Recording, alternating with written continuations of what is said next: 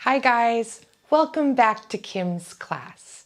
In the next 3 lessons, we're going to examine some common sentence errors in English. In the first lesson, I'll give a basic overview of all of the common errors. In the 2 lessons after that, I'll go into a little more detail about each of those errors individually. After each lesson, there will be a link to an activity that you can practice some of what you have learned. You'll find that link for those activities in the description of each video. Today, we'll be looking at a basic overview of what a sentence is and the 5 most common sentence errors. But before we can talk about what a sentence isn't, let's look at what a sentence is. So a sentence is kind of like something that slowly flows and connects ideas correctly with other sentences in a paragraph, kind of like a river. The actual definition of a sentence is a set of words that is complete in itself, containing a subject and a predicate. There are 4 types of sentences in English. We have interrogative, declarative, imperative, and exclamatory. Now that we've seen what a sentence is, let's look at one of the first most common errors in a sentence, which is a fragment. A fragment is kind of like this pencil here. It's been cut short or snapped in half. It's missing something that would make it complete.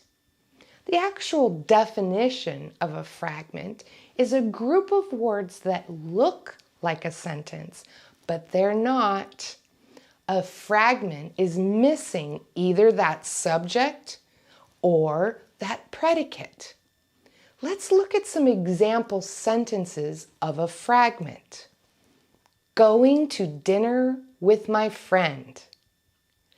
That is missing a subject. Who or what is going to dinner? Let's look at the other example. The man in that house. That fragment is missing a predicate. That man in the house did what? Where's the predicate? So let's look at a couple examples. In a minute on your screen, you're going to see 2 incorrect sentences. I want you to try to fix the fragment. Go ahead and look at your screen and write a correct sentence. So let's look at the first fragment. Going to dinner with my friend. You need to add a subject. So what could you do to this fragment that would make it a complete sentence? There's many things you could do, but I did this. I said, I am going to dinner with my friend. Now it's a complete sentence. Let's look at the other fragment. The man in that house. Remember, that fragment was missing the predicate. So I said, the man in that house lives alone. Now let's look at the next type of sentence error. That's called a fused run-on. A fused run-on is kind of like an Oreo cookie with no cream inside. It consists of 2 sentences, but there's no conjunction or punctuation that connects them. The actual definition of a fused run-on is a grammatically incorrect sentence in which 2 complete sentences are joined, but they have no conjunction or appropriate punctuation. let's look at a couple examples of a fused run-on. The first example says, I am going to dinner with my friend. She is awesome. The second example says, the man in that house lives alone with his kids, sometimes visit. Did you see how there were two complete sentences that were missing something in the middle? Now let's look at another example of a common sentence error called a comma splice. Now, I think of the comma splice like these two boys you see on the screen. They're trying to join together or hold hands, but they can't reach because there's no conjunction, only a comma, a misused comma. The definition of a comma splice is an error where two complete sentences are joined, but they're joined with an incorrect comma placement. Let's look at the example. The first example says, I went to dinner with my friend. We talked all night. The second example of a comma splice says, the man in that house lives alone. His kids sometimes visit. So there's a couple things we can do to fix fused run-ons in comma splices. There's actually 4 things you can do. First, you can just add a period and then a capital letter. That would give you 2 complete sentences. The second thing you could do is add a semicolon. The third thing you could do is add a comma and a coordinating conjunction. Remember fanboys? And then the last thing that you can do is add a conjunctive adverb, which would be semicolon plus an adverb plus a comma. Now remember, we're going to go into more details about this in lesson 2 and lesson 3. But let's quickly review fanboys and conjunctive adverbs. We've talked about this before in our parts of speech lessons on conjunctions and adverbs. But here you see a little idea of what fanboys is and some examples of conjunctive adverbs. Remember, when you're going to use a conjunctive adverb, you use a semicolon, then the conjunctive adverb, and then a comma. So on your screen, you're going to see a sentence that's a fused run-on and the same sentence as a comma splice. I want you to rewrite that sentence 4 different ways using the first fix, the second fix, the third fix, and the fourth fix. Remember, there's 4 ways that you can fix a fused run-on and a comma splice. Let's go ahead, look at the screen, and fix those sentences 4 different ways. So here I took our first example. I'm going to dinner with my friend. She is awesome. That's a fused run-on.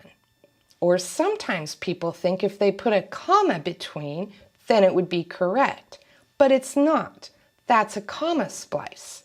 It's still incorrect to say, I am going to dinner with my friend, comma, she is awesome.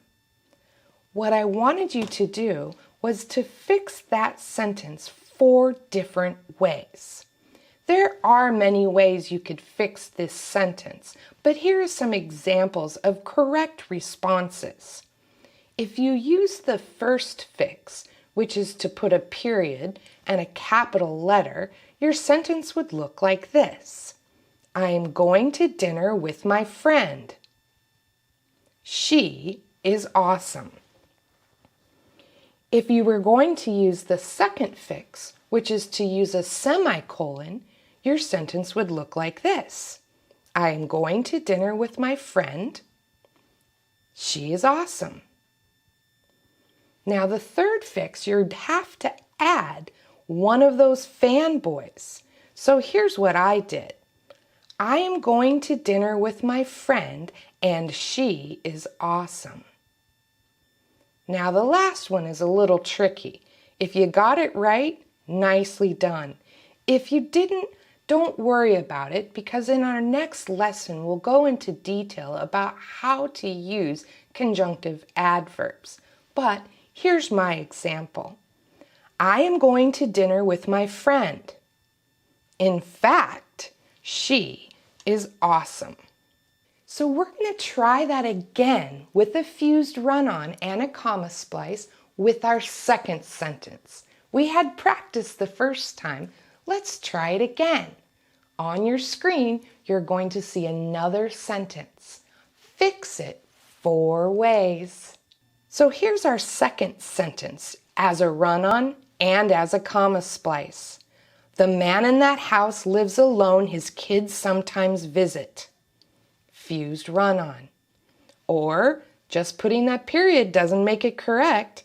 The man in that house lives alone, comma, his kids sometimes visit. That's still a sentence error, which we call a comma splice. So you're going to try to fix that sentence. The first one should be easy.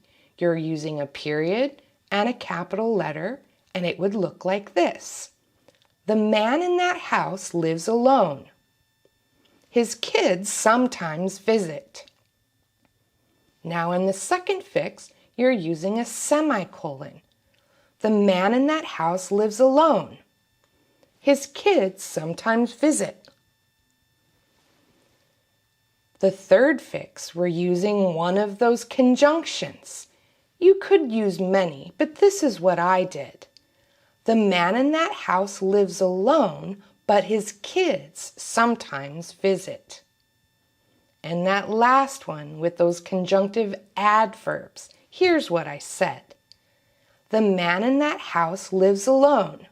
However, his kids sometimes visit. The next type of sentence error we'll talk about is a stringy sentence. A stringy sentence is kind of like listening to somebody who tells you a story without taking a breath. Stringy sentences are not necessarily run-ons, but they're just as bad. Think about a stringy sentence using the definition. It's one sentence with several complete thoughts that are strung together with conjunctions. They're sometimes so long that when the reader gets to the end of the sentence, they kind of forget how it started. Let's look at an example of a stringy sentence. I'm going to have to take a big breath before I read this sentence so I can do it without punctuation. Ready? I went to dinner with my friend and had lots of fun, but we didn't eat much. But it's okay because I wasn't hungry and I didn't mind. But when I got home, I was hungry and I had to eat a sandwich. Did you see how I almost ran out of breath? Even though it's correct because there are uses of conjunctions in there, it's stringy and long, and I've almost forgotten what the beginning of the sentence was about. And I could barely say the whole thing without taking a breath. So how do you fix stringy sentences? Again, 4 ways, just like how we fixed the other sentence errors. You can add periods and capital letters, which means take that big sentence and chop it up into some smaller ones. You can add semicolons. You can add commas and conjunctions, those fanboys, but don't use too many, just a couple. And then, of course, the last way, like we've been talking about, you can use conjunctive adverbs. Remember, use the semicolon plus the adverb plus a comma. So now let's try to fix that very long, stringy sentence. On your screen, you're going to see that stringy sentence. I want you to try to break it up using the fixes that we've talked about and write your own sentence. Go ahead and pause your video, rewrite that sentence, and then I'll give you an example of what I did. Go ahead and pause your video and write your sentence now.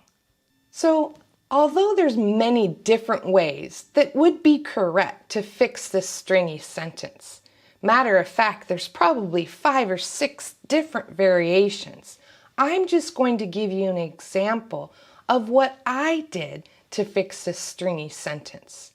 If you want feedback, you can always write your corrected stringy sentence in the comment section below this video, and I'd love to give you feedback. Let's go ahead and look at what I did to fix this stringy sentence. I went to dinner with my friend and had lots of fun. We didn't eat much, but it's okay. I wasn't hungry and I didn't mind. However, when I got home, I was hungry and had to eat a sandwich. Do you see how I incorporated some of those fixes that we talked about previously? Again, if you'd like to write your stringy sentence in the comment section below this video, I'd love to see what you came up with. So the last type of sentence error we're going to talk about is actually the opposite of a stringy sentence. It's a choppy sentence. A choppy sentences are short and elementary, and they feel kind of jerky to read. You want your sentences to be different lengths, not all the same, kind of like firewood that's cut and set in a pile, all different lengths and sizes. The actual definition of a choppy sentence is a series of short, simple sentences in a row. It's usually caused by too many sentences that begin with a simple subject. Let's look at an example of a choppy sentence. I went to dinner with my friend. We had lots of fun. We didn't eat much. It was okay because I wasn't hungry. I didn't mind. When I got home, I was hungry. I had to eat a sandwich. Now, understand that that is grammatically correct, but they're choppy sentences, and we want to fix them so that their lengths are varied and it sounds less elementary. So, how can we fix a choppy sentence? Well, there's 5 ways you can fix a choppy sentence. First, you can just add more information. You can also switch up your sentence structure so you have longer sentences and then shorter and then medium and then maybe short again. The third thing that you can do is do not begin every sentence with the same words or phrases. That's when it starts sounding very elementary. The fourth thing you can do is use transition words, phrases, and clauses. And we'll talk more about those words, phrases, and clauses in a next lesson. And then the last thing that you can do is add semicolons, conjunctions, and fanciness, kind of like those conjunctive adverbs. So now you're going to get a chance to fix the choppy sentence. On your screen, you're going to see a different example of a choppy sentence. Well, it's a paragraph with several choppy sentences. I want you to try to fix this paragraph by changing some of the things like what we've talked about. So pause your video, write your own example of fix of the choppy sentence, and then when you're finished, you can turn the video back on and I'll give you an example of how I fixed the the choppy sentences. Go ahead and pause your video now. So first let me read this paragraph full of choppy sentences. I think hearing it out loud will help you understand why it's not the greatest. Here we go. Small sentences are boring to read. Many sentences strung together look bad. They appear simple. Your thoughts look simple. It is like you can't hold on to an idea. Small thoughts come from small minds. You will make your reader think you are simple. Now again, it is grammatically correct, but it's choppy and sounds elementary. So let's look at how I fixed these choppy sentences. Remember, there are many different ways you could fix these choppy sentences, and I'd love to see them. If you'd like to write the fix that you made in the comments section below, I'd love to see it. But let's go ahead and look at what I did to these choppy sentences.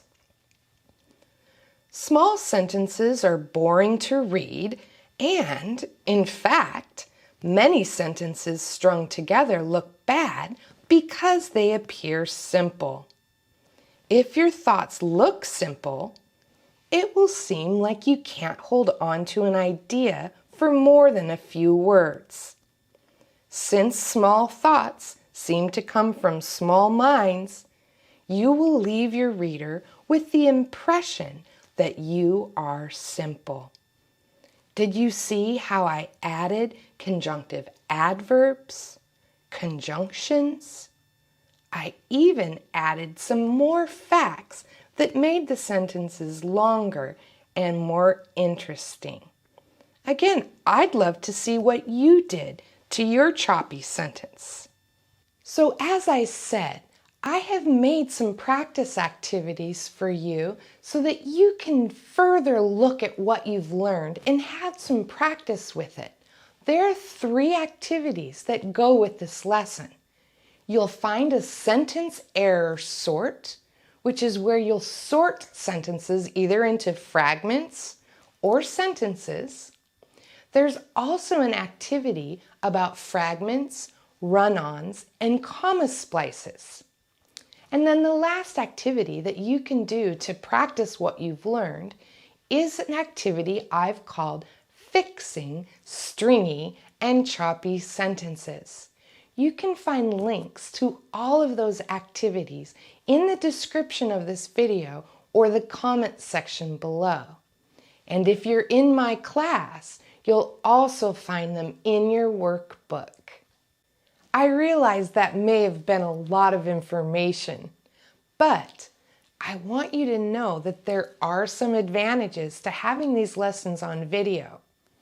I do wish I could be in class with you face to face, but having this on video means that you can stop the video, write notes, and even play things again if you didn't understand them the first time. Now remember also, there are some activities that you can do that will help you practice some of these errors that we talked about today. You'll find links to those activities either in the comment section below or in the description. But for now, I'm ready to say goodbye. But before I do, let me ask you to do a few things for me, if you don't mind. If you found this video helpful, I would love it if you could like the video. You could also share this video with your friends and family.